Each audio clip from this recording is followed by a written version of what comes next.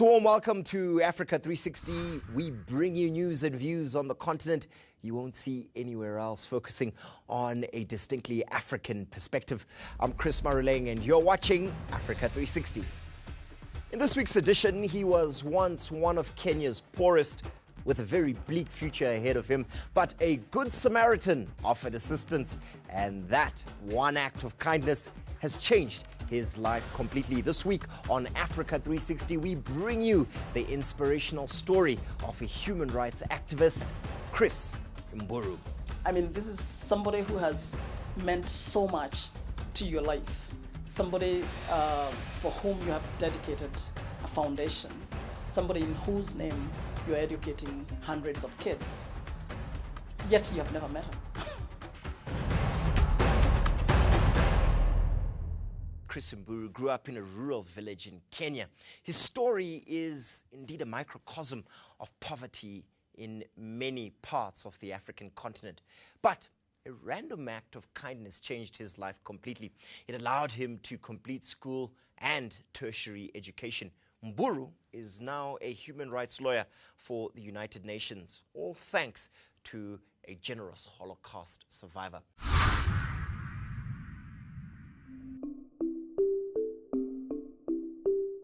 Chris Mburu grew up in a Catholic family, but one that was incredibly poor.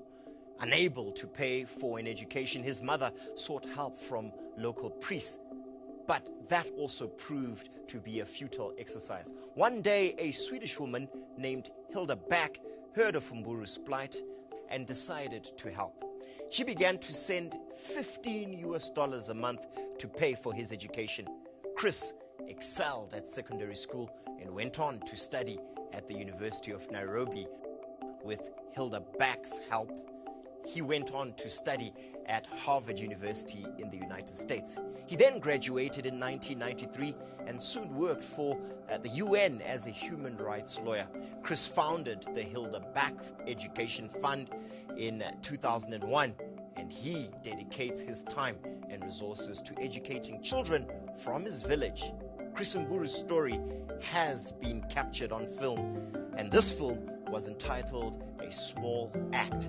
It chronicles his search for Hilda Back, whose kindness gave him a priceless gift of education.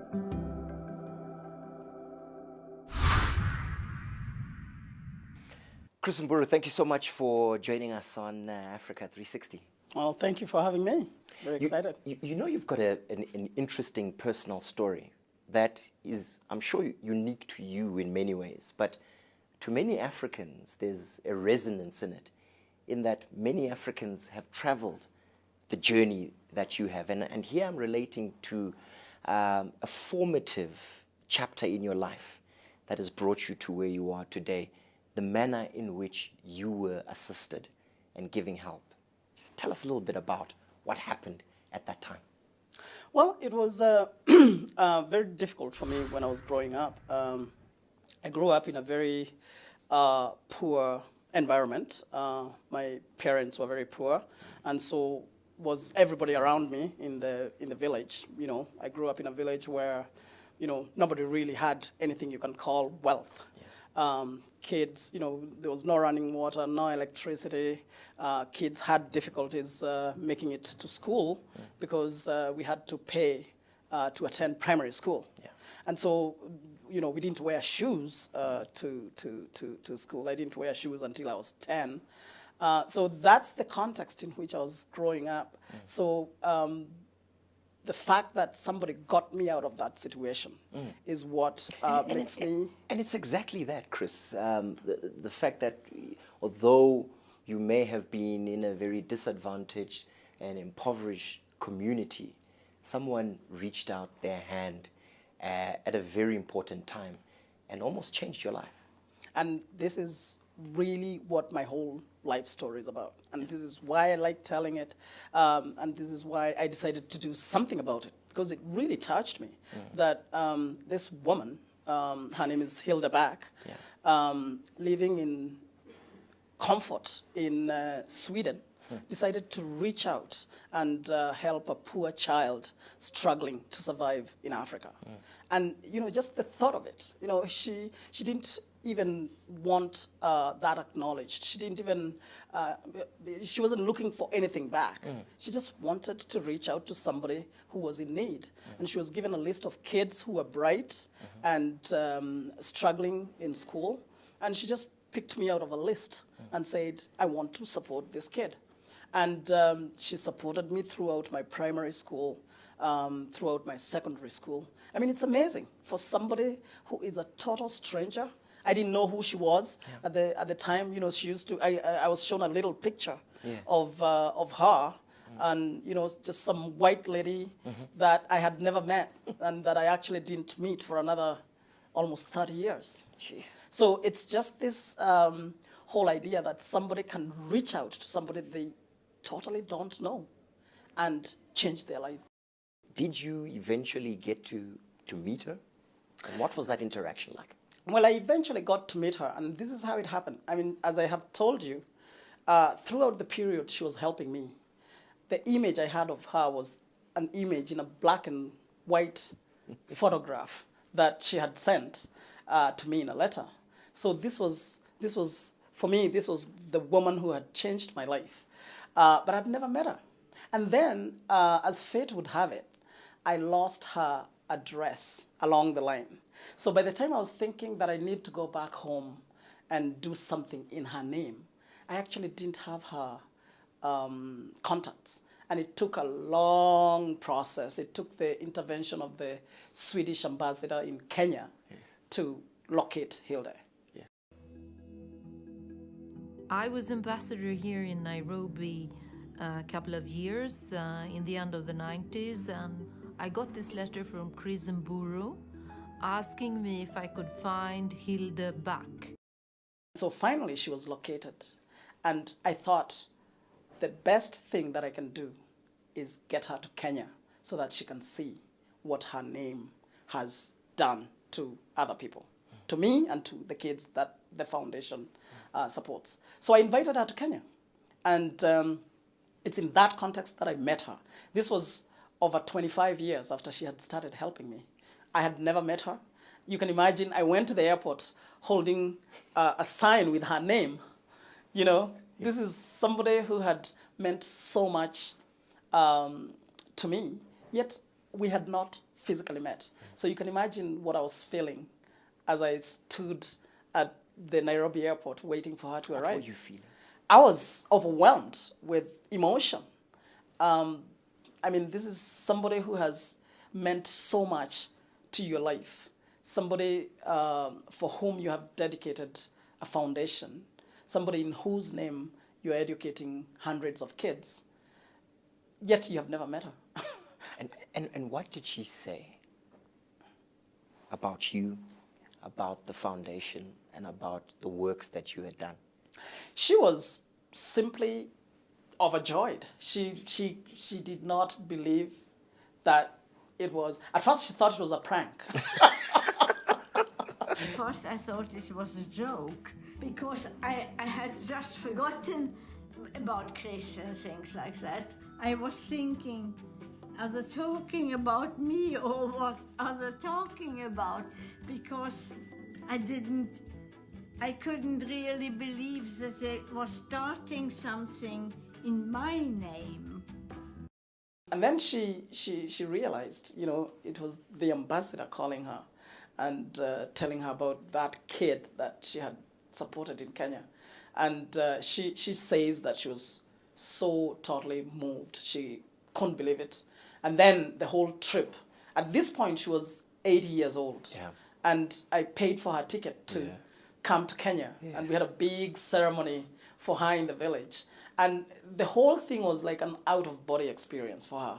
She says, I discovered a home that I never knew existed. Because she came to my village and the entire village came out. And, she was robed in traditional garb, and, women were singing and men were doing skits, and it was just wonderful. Philanthropy is not about what you have. in your hand or in your bank account. Philanthropy is what you have in your heart.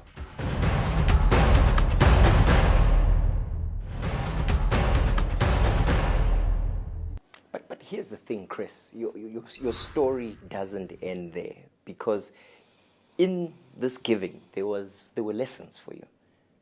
You seem to have learned something from it, I think. Big lesson. What was that? You got it, give it to somebody else. And how did you do that in your personal space? Well, I decided, I kept thinking, this is amazing what's happening to me. Some stranger has walked into my life and changed it. How can I possibly make it up? How can I thank her enough? I can't thank her by giving her money. She doesn't need money. She's living in Sweden. She's not facing the same difficulties I was confronted with. So what was the answer? The answer was that, I need to do this to somebody else. But then who should I do it to? And because I kept going back to my village, my life progressed. I studied, I finished my primary school, I finished my secondary school with her help. I was able to go to the university. I studied law. I became a lawyer. I went to one of the best universities in the world, Harvard Law School. And after that, I told myself, I need to do something about this. I need to help somebody else. Yeah. And because I kept going back to my village, and I realized that there were so many kids facing the exact difficulties that I had faced at their age. And I told myself, this is the way to answer for the generosity that I received. And so I decided I was going to help the kids in my village who were struggling with school fees to support them financially.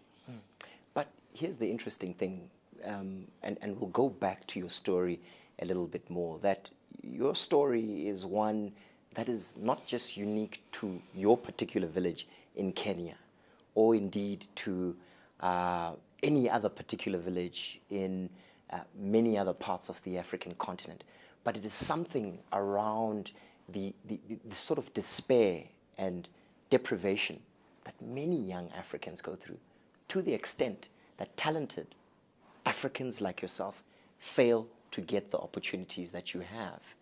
Right. But there's another lesson as far as I'm concerned, which is that it is in that giving, sometimes defined as philanthropy, that we actually are able to change lives and make people's future that much more brighter. You are totally right. And one of the things, that you mentioned, opportunity is everything. Yeah. There's so many kids out there who are struggling out here in South Africa, everywhere in the continent and elsewhere, who are struggling. All they need is a break, the kind of break that Hildeback enabled me to have. All they need is an opportunity. So when you present an opportunity to someone, watch the results. But here's the thing, Chris. When we think of people who give opportunities, it is not like the Chris's sitting here today. We think of, people like Bill Gates, maybe Patrice Motsepe, Aliko Dangote, people with money. Doesn't it mean that it is the rich who must give? And No. Isn't that what's been happening on the continent? There's a distorted notion of philanthropy. And this is actually what I am trying to correct. And that with a lot of people in Africa are beginning to correct that. The perception that you only give because you have a lot. And that's been the context in which philanthropy has flourished. And that's why, since I started running my foundation, I come across people who tell me, Chris, I would like to support your foundation. One day, when I'm rich, I'm going to support your foundation. And I tell them, listen, all you need to do is support one kid. Yeah. And you've done it. We think of philanthropy as that thing that we're going to do when we make it really big. Mm. We think of Bill Gates. We think of the Oprah Winfrey's. And sometimes I think that the big givers sometimes create a distortion that prevents the small givers from participating. And actually, I think that in philanthropy, it's not about the big givers. It's about the multiplicity of small givers. And in actual fact, let's go back to that village that raised you. It's called Mitahato. Very proud of that village. Let's talk about that village, because there's something unique about it, but at the same time, it is something that is very familiar to many communities throughout Africa, in that, in actual fact, I'm sure even within that village, there were random acts of kindness, random acts of generosity that in many instances would not be defined as philanthropy, but in many ways also led to you developing a culture and a self-awareness of what it means to give. That is actually right to the point, because when I was growing up, I was surrounded by generosity. I was surrounded by poverty, but at the same time, I was surrounded by generosity. Now, people who think that you have to have a lot to be a philanthropist would not understand that concept, where you have a lot of poverty, but you have a lot of generosity. We had people, I grew up in a village where people who had absolutely nothing would open up their doors and bring in destitute children. And, you know, where if you know, a relative's kid, you know, a relative died, you gladly took in the kid and educated the kid with the little that people in the village had. They had open arms. I grew up in a village, even my poor mother, my mother who could not, you know, did not have the support that she needed to bring us up. I saw her doing things to other people. That shocked me. And I was wondering, why is she doing that? She can only do that because she has the heart. So philanthropy is not about what you have in your hand or in your bank account. Philanthropy is what you have in your heart.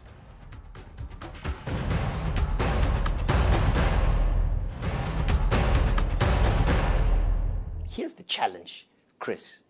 When we think of philanthropy, generally speaking, we normally think of people like, you know, Hilda Back, they're in Sweden, better off, not necessarily the most rich person in Sweden giving. It's normally the white hand that gives, it is the global north that gives, and it is the poor brown or black people of the less developed world who receive. In my view, what the story that you have just told me about that village that you came from actually has many lessons for us, which means, isn't it time that we began to redefine our understanding of philanthropy? It is time to redefine our understanding of philanthropy. And one of the things that I'm struggling to, again, correct through my foundation is this perception that we have to wait for handouts from outside, from external factors.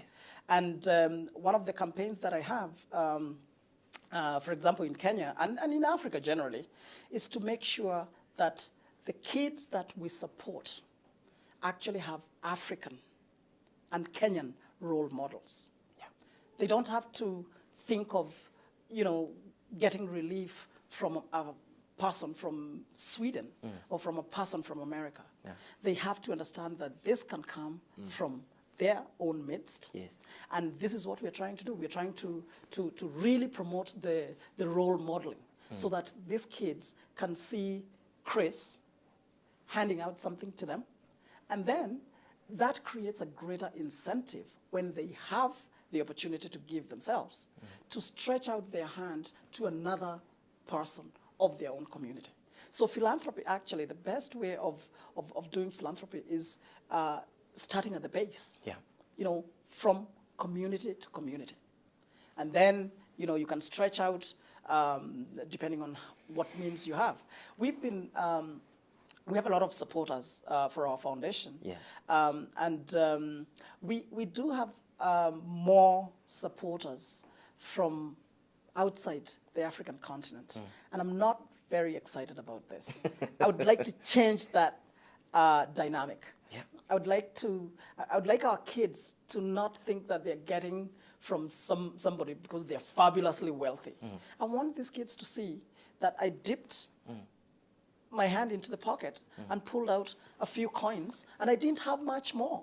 And that sends a better message than them receiving from Bill Gates, because they know that he's doing that because he has. It was predicted by the African Development Bank that remittances would overtake overseas development assistance within the next 5 years. And now the interesting thing about it, Chris, is in my view, those remittances are from people themselves who are saying, we may not be with you at home, but we will send money. We will send some form of assistance, because from the communities that they came from, like that village that you come from in Kenya, it was ingrained in us the idea that we must not forget where we come from and we must give. What's your view on that? People should help in contexts that they understand. Yes.